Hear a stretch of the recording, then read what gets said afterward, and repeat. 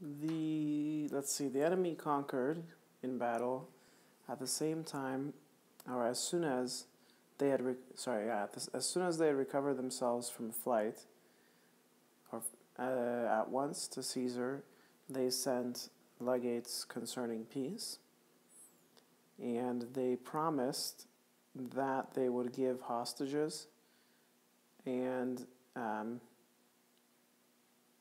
they each ordered that hostages be given, and they promised that they would do that themselves. They promised that they would do this. Together with these legates, Commius Atrebus came, whom I had demonstrated before above, like previously in the text, by Caesar to have been sent into Britain. So Caesar's saying that he sent this guy into Britain earlier, and he was captured when he was sent as a diplomat, and now he's being returned as well. They caught or comprehended, like arrested, so they caught this one having disembarked from the ship. That's the legate that Caesar sent earlier. When to them, in the mode or in the way of an orator, the mandates of Caesar he was carrying, and they tossed him into chains. Then, with the battle having been made, they sent him back.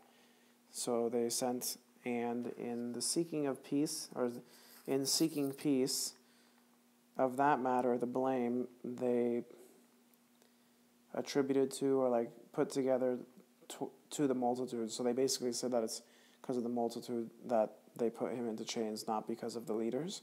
And on account of the imprudence, they sought that they might be forgiven. Caesar having complained that, although voluntarily into the continent, with legates having been sent, they had sought peace from him, a war without cause they had waged or had carried in. And then he shifts gears here, he says, he said to forgive the imprudence, or to be forgiving to the imprudence, and he ordered hostages. So he kind of complains first, but then he says these things, that he's going to forgive them, and he's going to order the hostages, of whom they part at once gave, part from longer or like farther places, having sought in a few days, they said that they would give. Literally, they said themselves to be about to give in a few days. Meanwhile, to remigrate, so to go back into the fields they ordered, and the princes, or like the chieftains from all sides, to come together, and themselves and their states to swear an allegiance or to commend to Caesar they began, or comment to entrust or to surrender. With these matters by peace confirmed, afterwards, the fourth day which they had arrived into Britain, or literally in which it was arrived, but so here, the fourth day in which they arrived in Britain,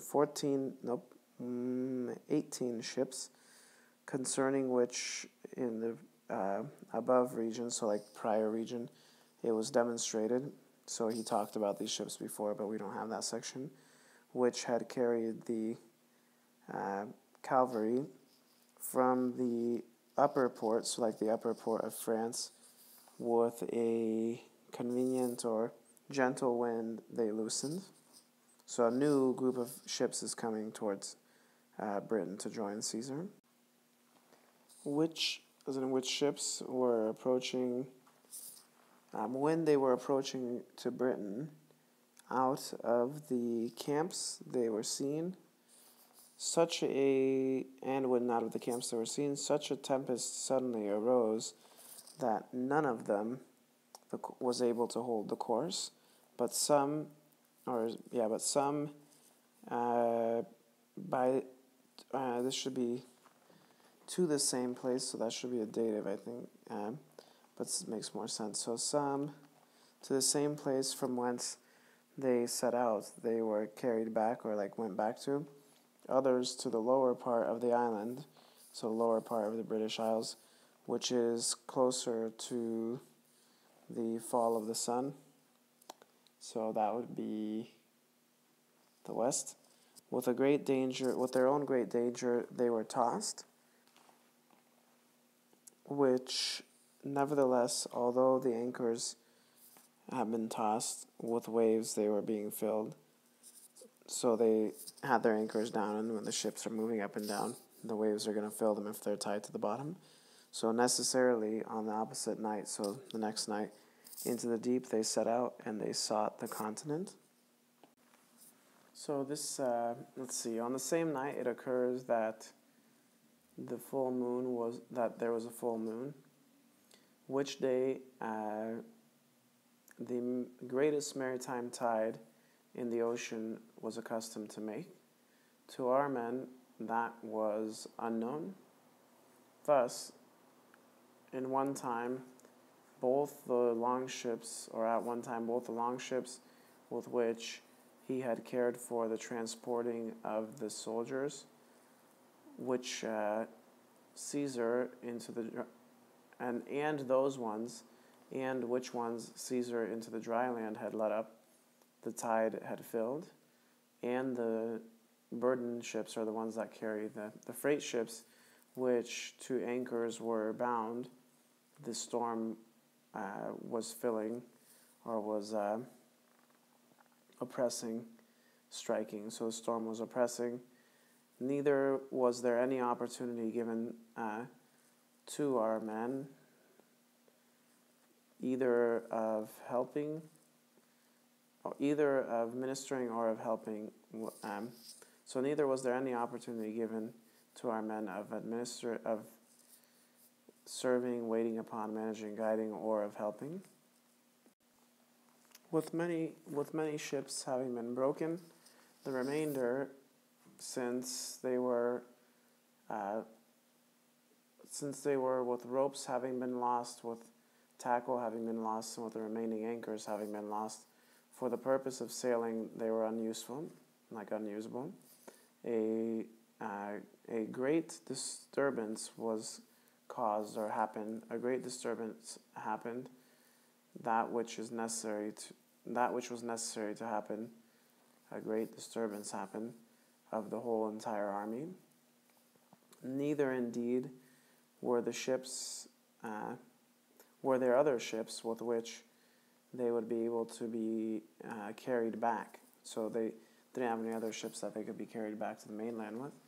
And all things were absent which for repairing ships were for use. So everything that they needed, everything that was for use of repairing the ships, they didn't have. And because to all it was being estimated, or it was thought for all to winter in Gaul, that it was necessary for all to winter in Gaul, the grain in these places into the winter had not been provided. So because he was estimating, so I guess that might be Caesar here, because he was thinking it necessary for all to winter in Gaul, the grain in these places into the winter he had not provided.